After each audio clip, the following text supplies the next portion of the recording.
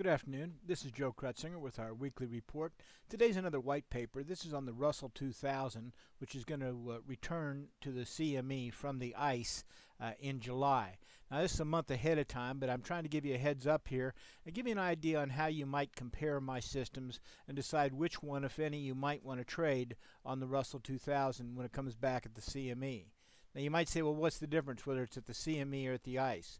Well, first of all, the CME is in Chicago time as opposed to the ICE being in New York time, so the time of start and stop will be different.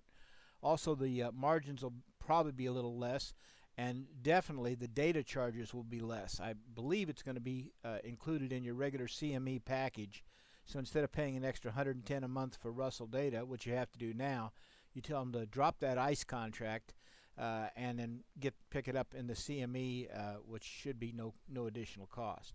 Check with TradeStation as it gets closer to the date, but make sure you don't pay for that Russell data on the ICE any longer than you have to.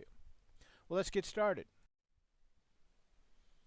The three terms I always like to talk about at all my presentations are hypothetical simulated. These are trades that have not been executed that are generated by a strategy with the benefit of hindsight.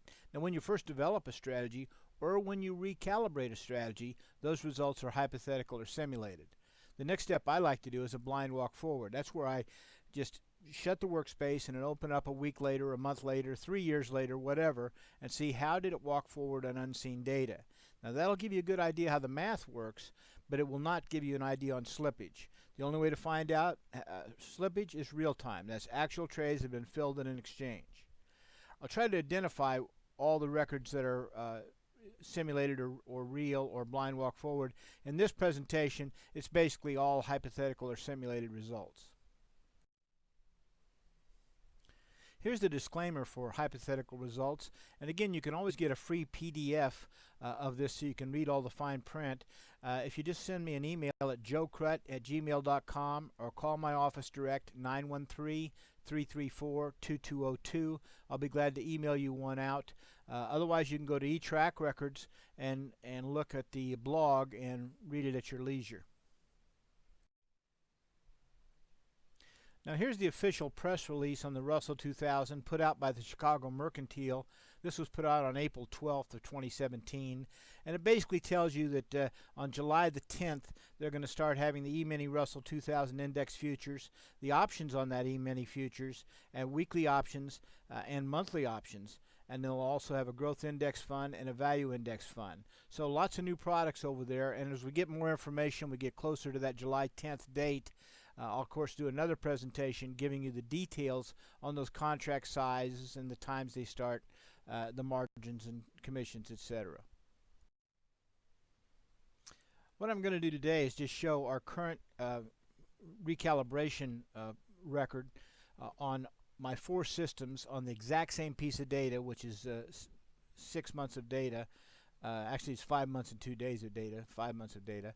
And it's going to show you a comparison between these four systems and the process I go through deciding which system is best over a piece of data. It doesn't mean this is the way you have to do it, but I'll show you the criteria that I look at and how I make that judgment and what I watch in a blind walk forward also. So it's a pretty good presentation, I think. Let's see where we go. First of all, I like to look at total net profit like everyone else does. This is $13,185, and this is the best of the four. The average trade size is 115.66. The ratio of average winner to average loser is 122. So that means you win $1.22 for every dollar you lose, and you're right 64% of the time. So it's a pretty good game. The largest losing trade is 445, so you have a little larger stop. But this is a pretty good sized contract, so that's not unusual to have that. The RENA index, which I think is one of the most important things to look at, is 665.24, and the drawdown ratio is 9.69 to 1. That means if you take that drawdown of 1,360 and divide it into the net profit of 13,185, it goes 9.69 times. Now, the higher that number, the better. You want the most amount of money with the least amount of drawdown, obviously. So that's the way those stats look. Continuing on looking at shapes, there's the equity curve on the left, and I put a yellow mark where the optimization stopped, and to the right of that is the blind walk forward, which is pretty decent. I also emphasize in these 4 comparisons the things that are constant, a stop loss amount and the time exit, so you can compare those across the 4 systems. In this case, the stop loss is 4:30 and the time exit is 13:15. Now that time is New York time right now because it's traded in the at the ICE, which is in New York. And when we do the recalibrations when we're in Chicago time, those numbers will change. The next one we're going to look at is the Razor. Now remember, Razor is one of my favorite systems. It's the one I trade on the YM in my own account. And let's take a look and see how it goes over this 5-month, 2-day period. It makes 58.58, which is pretty good. It's a little over 1,000 a month. 60% right. 88.76 is the average trade. Largest losing trade is 317. The RENA number is 507, respectable. Percent of time in the market is 6.52, and the ratio drawdown to net profit is 4.61. That's a little skinny as far as that goes. Well, here's the equity curve, and there's just been a little bit of change since the recalibration, a little bit of a run-up. The time exit is at 15:45 Chicago time, and the stop loss used on this is at $300.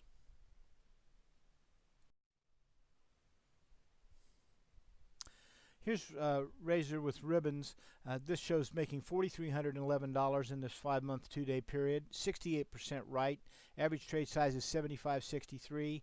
The ratio is less than a 1-to-1 ratio, so it's only you make 92 cents for every dollar you lose, but you're right 68% of the time in the historical simulation. Percent of time in the market is the smallest at 3.27. The RENA numbers is 527, which is respectable. The drawdown's a little dangerous in my opinion. It's 2.43. When you take that drawdown, the absolute value into the net profit only goes 2.43 times.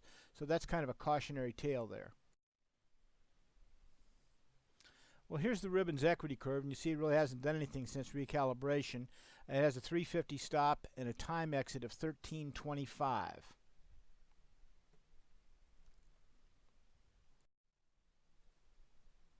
The last one, this is on the 5 months, 2 days, using bar none, makes $4,555, a little less than 1,000 a month.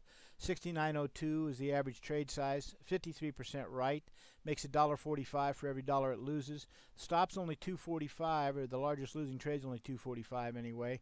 The RENA's a 396, which is fine. Percent of time in the market is 4.62, and the net profit percent of drawdown is 3.19, so it goes into 3.19 times, and that's okay too. Well, this one's had the least successful walk forward. It's actually a losing period in the walk forward.